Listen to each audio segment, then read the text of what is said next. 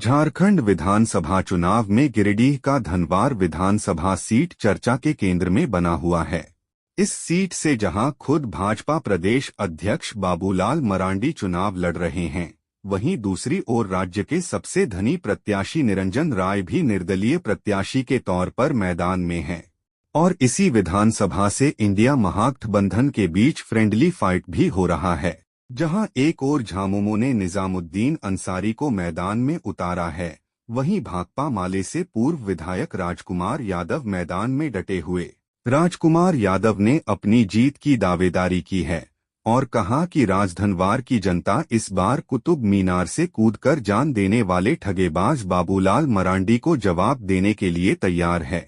यहां सिर्फ सीपीआईएमएल का लहर है, क्योंकि सीपीआईएमएल प्रत्याशी राजकुमार यादव जिले भर में मात्र एक ऐसा प्रत्याशी है जो 24 घंटा जनता की सेवा में उपलब्ध रहते हैं। इतना ही नहीं, हर सुख दुख में जनता के साथ रहते हैं। इस प्रकार जनता ने इस बार फिर से मन बना लिया है कि राजकुमार यादव को रिकॉर्ड मतों से जिताकर विधानसभा भेजना है। भैया, विधानसभा चुनाव को लेकर लगातार आप जनसंपर्क अभियान चला रहे हैं। आपके खिलाफ जो 3 अन्य जो प्रत्याशी हैं वो मजबूती के साथ पेश आ रहे हैं। कितना चैलेंजिंग आपको लग रहा है?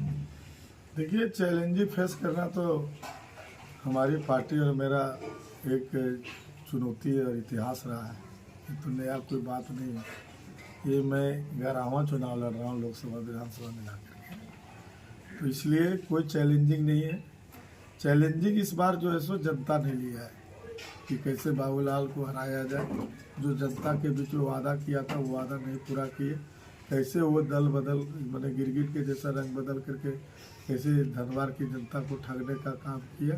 तो ये चैलेंजिंग जो है इस बार जनता ने लिया, और इसी का मतलब जो है तो उत्साह देखिए, क्या नौजवान हमारे साथ खड़े हैं। यहाँ पावर ग्रिड चालू नहीं हो पाया, 18 किलोमीटर एनओसी के अभाव में।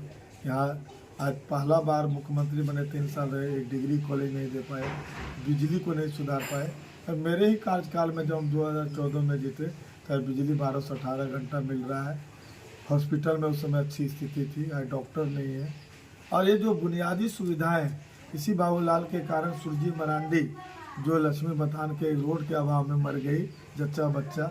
और इस तरह से कितने सड़कें हैं जो आज बाबूलाल के गिरा प्रखंड में लोग चुनाव का बहिष्कार का घोषणा कर रहे हैं।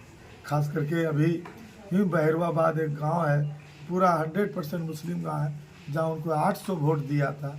वो गांव भी इतना बड़ा बड़ा गड्ढा है जहां वोट बहिष्कार किया गया था, लेकिन प्रशासन ने जाके उसको ये कर दिए।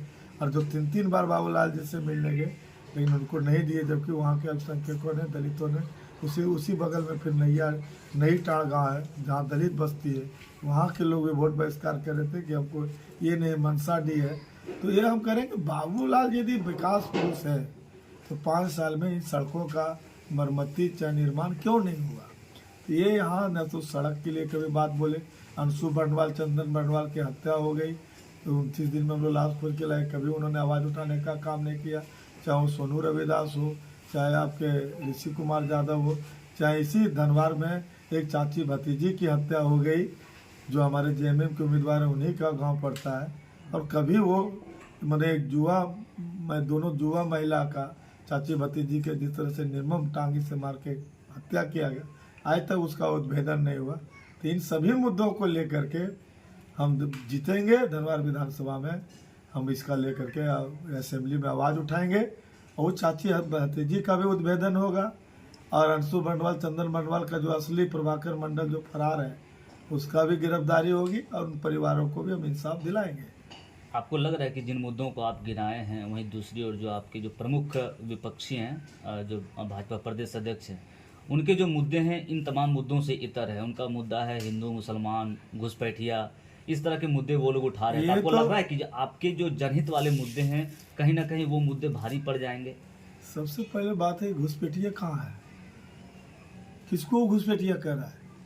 इस राज्य के रहने वाले मुसलमानों को, यहाँ के ईसाइयों को? यदि घुसपैठिया है तो बाबूलाल की ही पार्टी के गृह मंत्री है अमित शाह। घुसपैठिया घुस रहा है वहीं पर, मतलब जो लटका क्यों नहीं दे रहा है?